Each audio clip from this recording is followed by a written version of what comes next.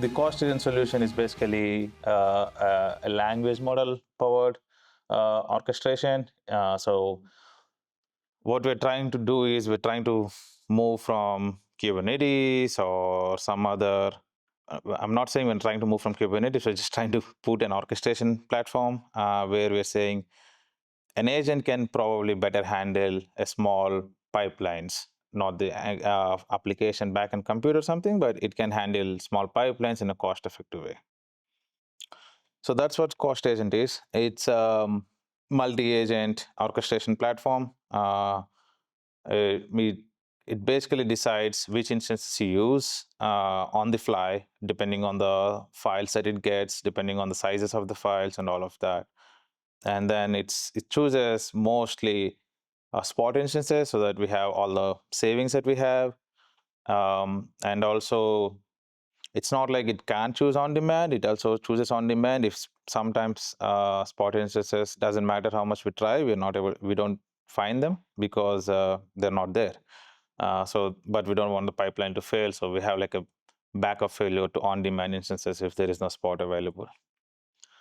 And then there is like continuous learning. One of them would be like, let's say your job ran like for a 100 GB file, your job completed in half an hour today, and tomorrow, like after a few runs, you store all of the data in DynamoDB tables, and let's say you have a new job, and if the job is taking like maybe 1.5 hours, it shouldn't take like, because in the past it took 30 minutes, now it's taking 3 times that.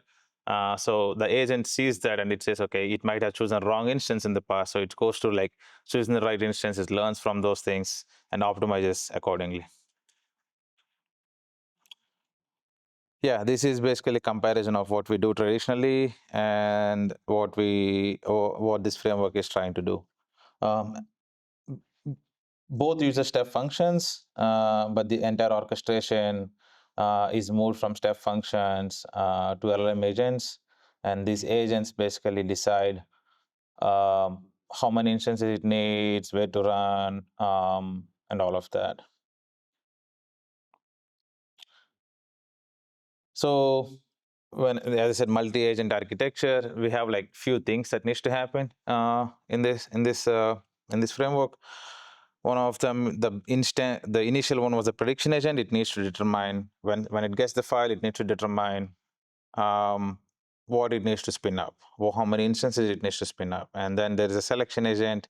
So the selection agent is basically, let's say it wants to spin up some m5.x large instances, but it also needs to see like, where is it cheap right now? Where is it cost effective right now? Is it in US East 2, East 1, or some other region AWS has? It needs to determine basically where we can get the most cost effective ones, and also if we have data located there. So all of this needs to go in picture and then decide accordingly. There is a migration agent and learning agent. It's basically sometimes spot instances get killed. We will have a 2-minute notice before the spot instances get killed. So we don't want the framework to start again from the starting. We want the framework to say whatever it completed out of that, to save it somewhere and then initiate the job from then. So that's what the migration agent does. Let's say in a 100 GB file, the 50 GB of the processing is done, but the instance wherever it's running is getting killed. It's going to store all of that information somewhere in the framework, and then the next instance that spin up reads it and then starts from there, so that instead of doing the 100 GB again, it starts from the whatever it's mining. Learning agent, like I mentioned, it learns from the previous pipelines and act accordingly for the selection agent. Yeah, this is basically explaining the agent stuff. The architecture. So most of the architecture will be run on ECS Fargate. So ECS is basically a AWS version of Kubernetes. It's a container service framework, and the Fargate is basically handling them with that. EC2 Spot Fleet. So we're gonna, this is all on AWS, so we're gonna use EC2s. Um, and then step functions, which orchestrates agent workflows, lambdas, which runs the jobs, DynamoDB, which stores all of the processing jobs information, um, and the event bridge, like let's say a spot instance is getting terminated in 2 minutes, you got to know that information, and then you got to integrate accordingly. Okay, so what are we going to save? We're definitely going to save at least a 70% in if we use this framework instead of using like some other on-demand framework that I mentioned, because the obvious cost savings is coming from the instances itself, because an EC2 instance on demand might cost like $10, but the spot instance is going to come around like 80% or 90% cheaper. So that's the obvious savings we get. We're just handling the headaches around it with this framework. Um, we are basically testing out normal processing jobs, but it can be any kind of processing job. It can be financial data processing or any kind of ML video processing or data processing jobs. Anything can be done using the framework. All of them is going to be Spark jobs on your own EC2 instances. This framework is just going to orchestrate where it needs to run, what instance it needs to run, what AMI it needs to select, all of that. Um, yeah, so um, this can be used in multiple ways. So one of them would be like single repository, single responsibility, one agent, one job, clear interfaces, because as I said, there is like a multiple agents here. But each agent has its own responsibility. There's like selection agent, there is prediction agent, there is some other agents in there which can select whatever responsibility it needs to do and move on from there. Everything will be logged. Everything will be into DynamoDB. There's CloudWatch logs, there's CloudTrail logs. Everything will be there so that we know what happened at what point of time on any job that gets triggered. Um, the way you can set up this is, before we do that, I want to show you guys the architecture.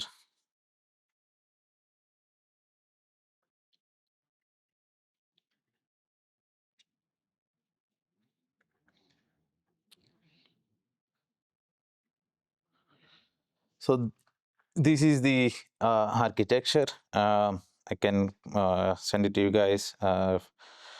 So there is data sources.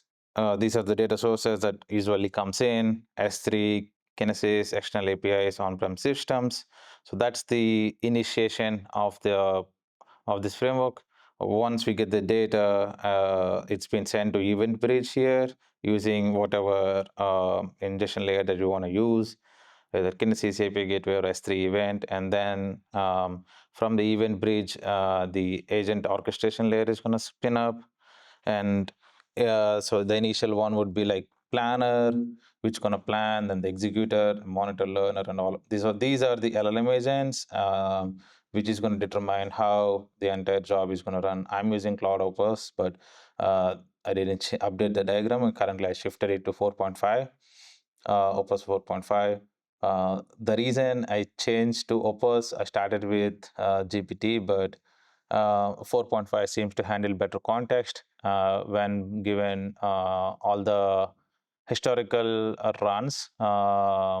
It can handle better context. It can say it is deciding better servers to spin up, smaller size, better. If it's a memory intensive job, it's choosing memory optimized servers. If it's a like a disk intensive job, it's choosing that. So it's doing better. So I chose that. So this is the step function. So it's gonna spin up each and everything. So basically, AWS step functions is basically a orchestration layer which doesn't stop until the entire state is completed. So the problem with the lambdas is it has like a timeout of 15 minutes. So when something spins up, it stops after 15 minutes. But step functions make sure that it's completed until however long it takes to complete. So that's the compute layer, the ECS cluster, where everything, all of these will be run like. So the step functions triggers the lambda triggers this ECS cluster, and then the cluster spins up these jobs. So basically, there's like an ECR container repository where we store all of our Docker images in there. And then when this ECS spins up these jobs on Fargate, it spins off these instances with these worker nodes, and then starts the jobs on them. Once everything is done, you can also choose on demand, like I mentioned, fallback, and you can also determine if it's a GPU or cloud. You can spin up GPUs if those are available over there. So storage layer, so there's like there's S3 storage, and then there is DynamoDB, and there is cache, Elastic Cache is Redis. So the most important thing is for the jobs is DynamoDB, because we're going to store all of the pipeline status, which fails, what ran, what failed, what happened, what instances was chosen, like everything. That's the info that's our vision into these pipelines. The monitoring layer, we have CloudWatch, which shows like all the logs and all of that. Yeah, so that's basically the architecture. Let me go back to the PPT.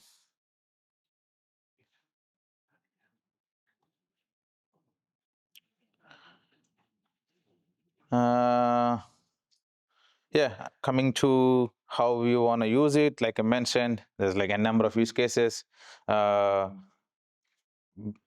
most important thing is handling spot instance interruptions, because if a job fails in production workloads, it's a P1 issue. We don't want to deal with it. So obviously, uh, every company tries to like uh, make sure it doesn't matter if it's like 80% expensive, they still go with on demand. So that's the problem this framework is going to solve. You're using spot instances using LLM agents.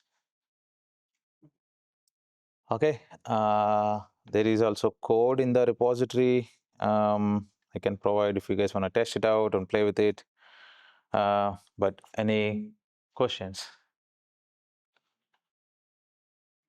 We got time for a couple questions. Any questions about cost agents? Yeah, sure. Yeah. I read that you use JSON contracts for agents to communicate with each other. Yeah. How does that work? So it's basically, let's say there are multiple agents running in there, right? So there is like a selection agent, there's a prediction agent and all that, and there's a learning agent. So when the selection agent decides like, hey, I want to select these instances to run this job, the first thing it's going to ask is like the learning agent, like, did it save anything for me to like choose? If it's saying like for 100 GB files, if it's coming from this company or this size, if it's the metadata it has on the file.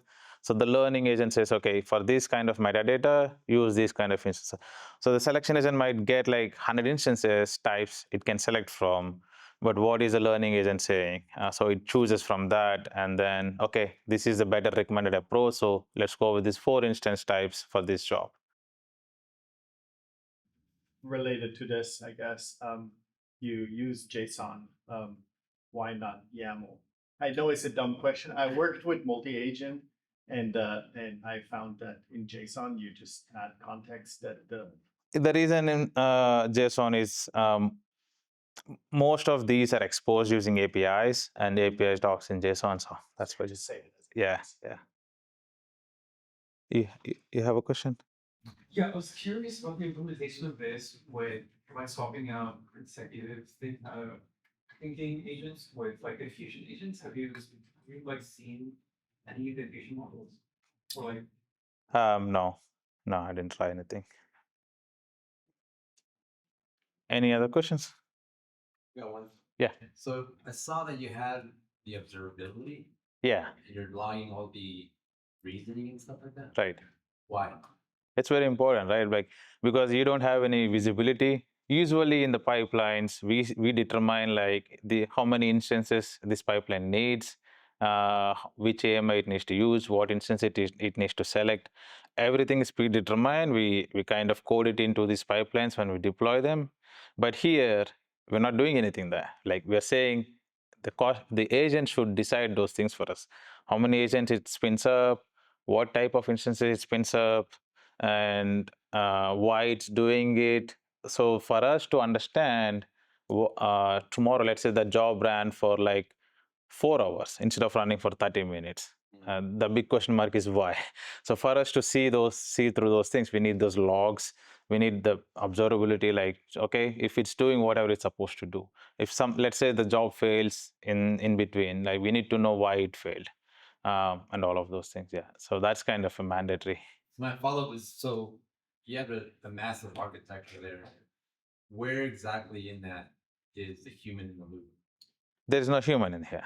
So once everything is deployed, it's basically so once the file comes in from whichever the data source it has, the framework takes it from there. So there is no the human is there until it's deployed, but once it's deployed into your AWS account and it's productionized, there is no human.